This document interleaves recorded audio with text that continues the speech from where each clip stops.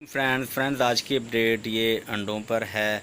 Friends 440 रुपए की crate हो चुकी है और एक क्रेट में 30 अंडे होते हैं और 440 को फ्रेंड्स हम तकसीम करें 30 से तो हमें एक अंडा 14.66 रुपये का पड़ रहा है और मैं इसे 16 रुपये का भी सेल कर रहा हूँ और बल्कि 16 कोई देता नहीं है, 15 रुपये ही दे जाते हैं। 1 रुपये का कह देते हैं कि यार ये हम बाद में देंगे, तो 1 रुपया भी यानी कि एक अंडे के पीछे नहीं बचता हमें।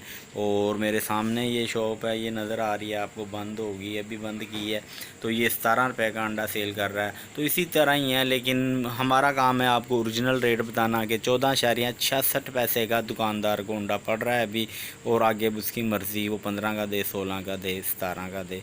16 का वो बनता है अंडा, यानी कि दुकानदार का देना।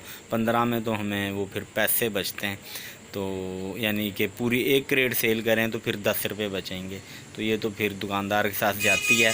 बाकी यही अपडेट है, और भी ऐसी अच्छी अपडेट्स के लिए हमारे चैनल को सब्सक्राइब कर लें और इसके साथ जो बेल का आइकन है इसको भी लाजमी क्लिक करें, ताकि मैं जैसे ही कोई न्यू अपडेट दूँ तो उसका नोटिफिकेशन आप लोगों को मिल जाए। Thanks for watching. अल्लाह हाफिज़।